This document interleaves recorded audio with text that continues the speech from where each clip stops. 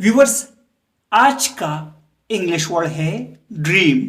Dream का क्या मतलब है, आइए सीखते हैं इस छोटी सी वीडियो में।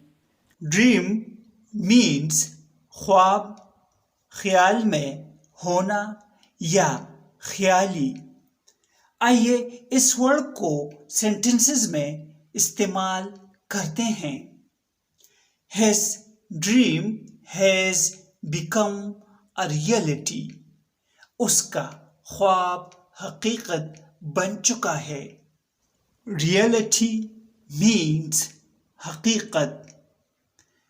The whole plan went like a dream.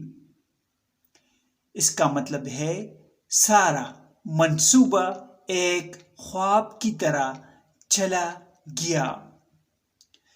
Viewers, subscribe this channel to improve your English vocabulary.